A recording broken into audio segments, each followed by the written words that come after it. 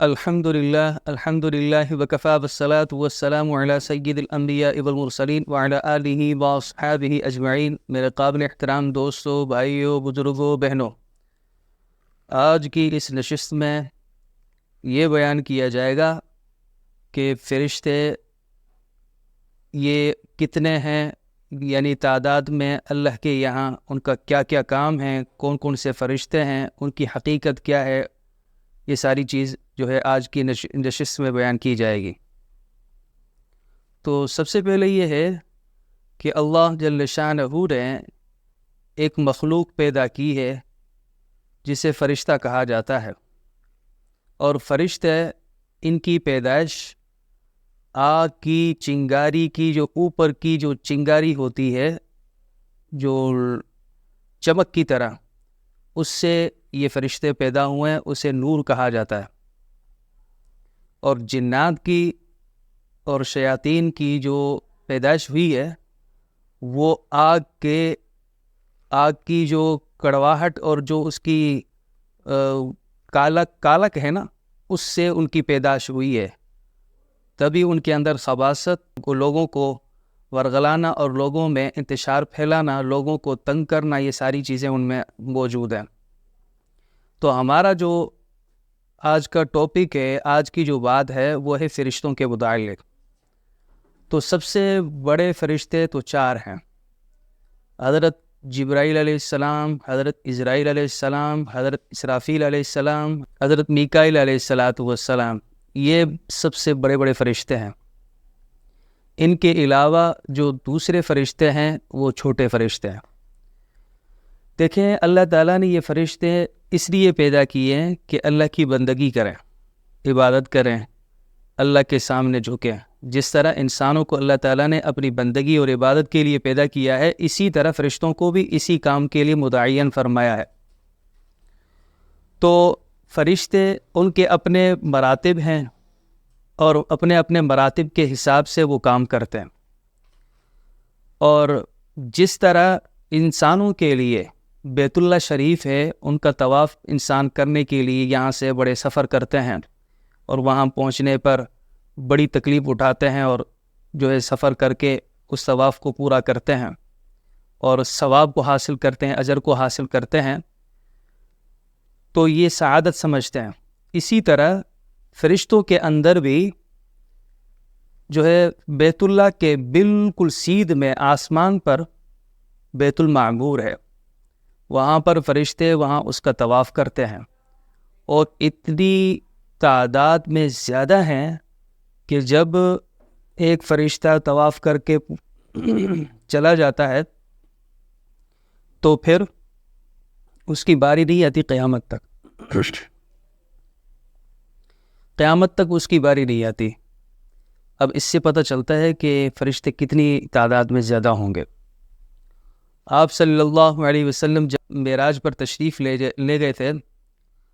تو وہاں پر فرشتوں کو دیکھا کہ کچھ ایسے ہیں جو قیام کی حالت میں ہیں، کھڑے ہو کر اللہ کی عبادت کر رہے ہیں۔ کوئی فرشتے ایسے ہیں جو رکوع میں پڑے ہیں، کوئی فرشتے ایسے ہیں جو سجدے میں پڑے ہیں، کوئی فرشتے ایسے ہیں کہ جو ہے لوگوں کی مدد کے لیے متعین ہیں، اور کچھ فرشتے عذاب کے لیے متعین ہیں، کچھ فرشتے لکھائی کے لیے متعین ہیں، کرامن کاتبین، جس طرح کے رجسٹر وغیرہ جس طرح انسانوں کے اس میں متعین ہے۔ کچھ فرشتے ماں کے پیٹ کے اندر سے جو بچہ نکلتا ہے وہاں پر متعین ہیں اور اس کو آسانی کے ساتھ نکالتے ہیں۔ کچھ فرشتے ایسے ہیں جو انسان کے اندر میں موجود ہوتے ہیں اور سانس کی نلی میں موجود ہوتے ہیں، کہ کیونکہ نلی تو ایک ہی ہے نا، پھر جانے کے بعد ایک نلی پھر دوسری الگ الگ ہو جاتی ہے۔ کھانا کھایا، پانی پیا تو راستہ ایک ہی ہے، لیکن ان کو الگ کرنے والے فرشتے ہوتے ہیں۔ یہ فرشتوں کا کام ہوتا ہے۔ ماں کے پیٹ کے اندر جو فرشتے ہوتے ہیں، اب انسان کا وجود جب تیار ہو جاتا ہے 4 ماہ کے بعد، جب اس کا لوتھڑا بن جاتا ہے، جسم بن جاتا ہے، تو پھر فرشتے جو متعین ہیں کہ یہ رزق کتنا کھائے گا، اس کی عمر کتنی ہوگی، یہ نیک بخت ہوگا یا سعادت بخت ہوگا، نیک لوگوں میں اس کا شمار ہوگا یا برے لوگوں میں شمار ہوگا، کتنے سانس لے گا، والدین کا فرما بردار ہوگا نافرمان ہوگا، یہ ساری کنڈیشن، ساری صورتحال اللہ سے پوچھ کر وہ لکھتے ہیں۔ اور کچھ فرشتے جو بڑے پائے کے ہیں، جس طرح انسانوں میں بڑے رسول ہیں کہ انبیاء کرام ہیں، سب سے اعلیٰ مرتبے پر ہیں، اسی طرح فرشتوں میں بھی یہی حالت ہے۔ اور کچھ فرشتے ایسے ہیں کہ ان کی ڈیوٹیاں لگی ہوئی ہیں، وہ اپنے کام سر انجام دے رہے ہوتے ہیں، لیکن جب ان کا جو افسر ہوتا ہے، جس طرح ان کا جو کمانڈر یا چیف کہہ لیں، ان کا جو بڑا ہوتا ہے، جب ان کو آرڈر کرتا ہے تو وہ کام کرتے ہیں، لیکن جو اچھا کام کرنا ہوتا ہے یا برا کام جو بڑا ہوتا ہے تو اس پر یہ ہوتا ہے کہ وہ افسر خود وہاں جا کر وہ کام کرتا ہے۔ اب اس کی مثال میں آپ کو سامنے پیش کرتا ہوں۔ حضرت ابراہیم علیہ الصلاۃ والسلام کے پاس جب دو فرشتے آئے تھے خوبصورت نوجوانوں کی شکل میں، اور مہمان بن کر آئے تھے، تو آپ نے کیا کیا تھا؟ بچڑا بھون کر ان کے سامنے لا کر رکھ دیا تھا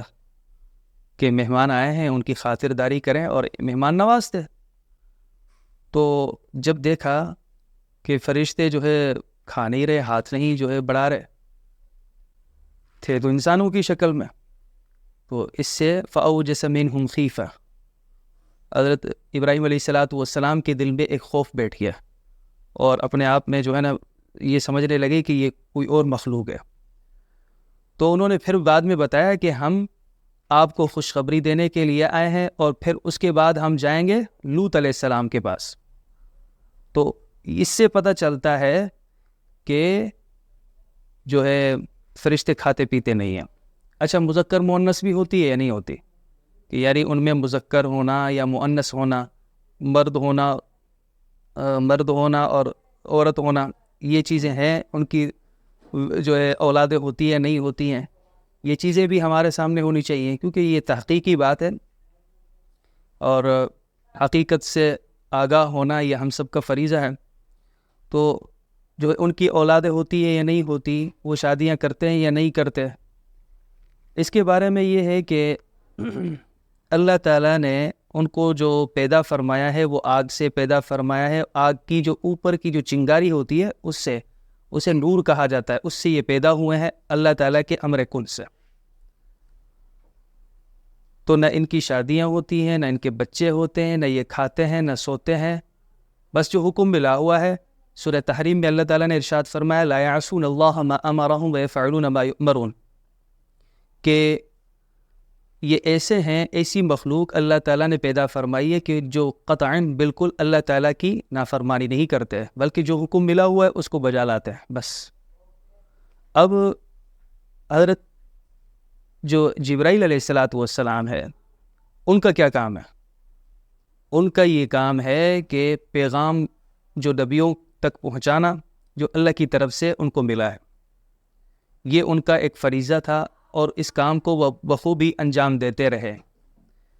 اور یہ بھی ایک بات مشہور کی جاتی ہے کہ آپ صلی اللہ علیہ وسلم کے پاس جب آخری وحی نازل ہوئی تو پھر وہ فرشتہ یعنی حضرت جبرائیل علیہ الصلاۃ والسلام رو پڑے تھے کہ اب کے بار میں زمین پر نہیں اتروں گا۔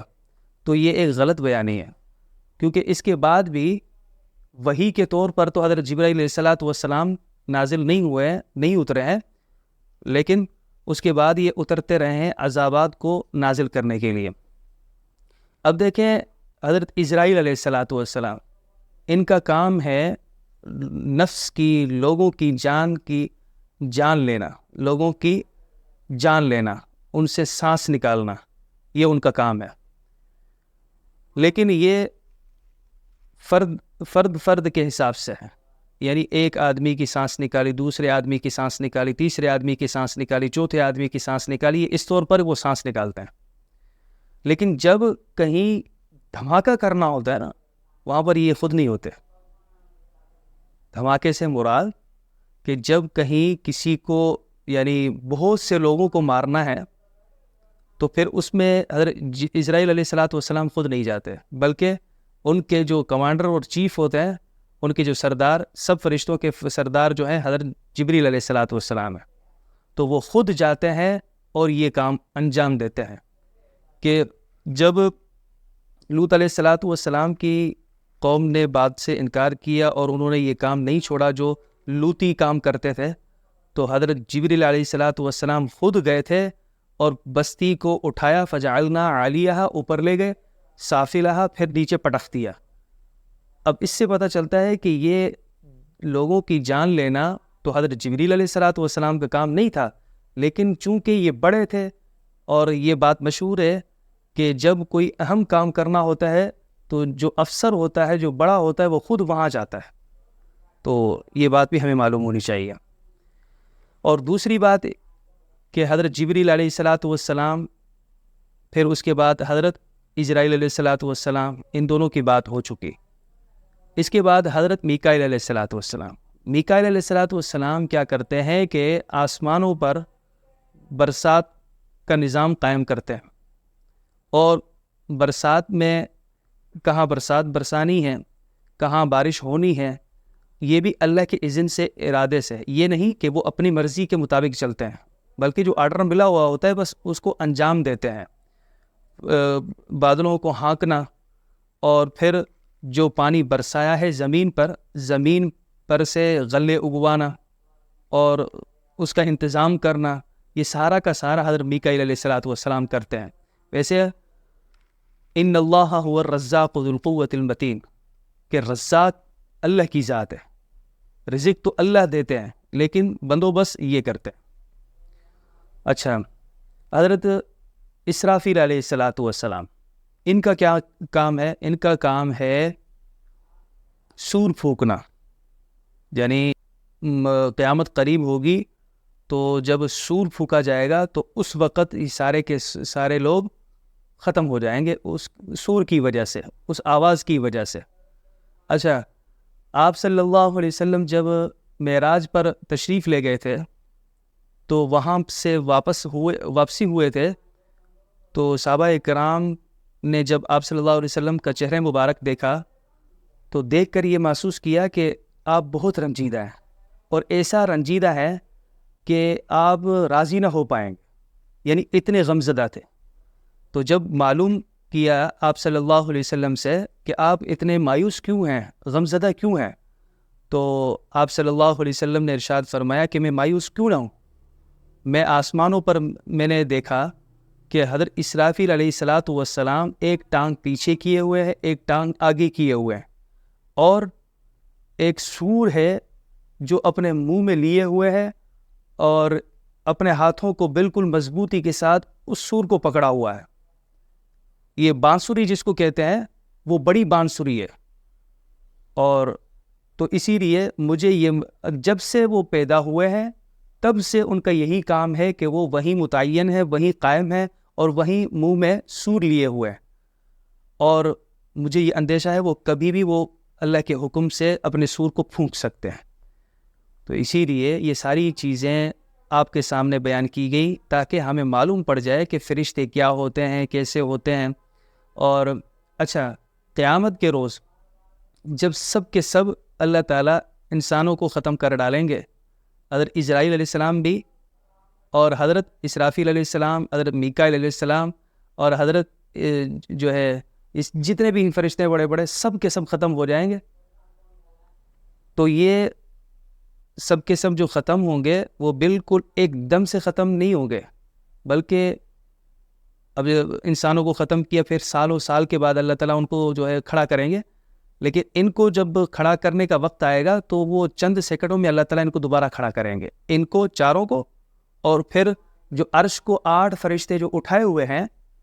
عرش کو، اللہ کے عرش کو، جو 8 فرشتے اللہ کے عرش کو اٹھائے ہوئے ہیں، وہ بھی اللہ تعالیٰ چند سیکنڈوں میں یا چند گھنٹوں میں اس طرح ان کو دوبارہ زندہ کریں گے، پھر ان کو اپنی جگہ پہ قائم کر دیں گے۔ تو یہ ساری کنڈیشن آپ کے سامنے آئی تاکہ ہمیں معلوم ہو جائے کہ فرشتے کیسے ہوتے ہیں، کیا ہوتے ہیں، اور ان کی حقیقت کیا ہے۔ اللہ جل شانہ ہم سب کو پورے دین پر چلنے والا بنا۔ وآخر دعوانا الحمدللہ رب العالمین۔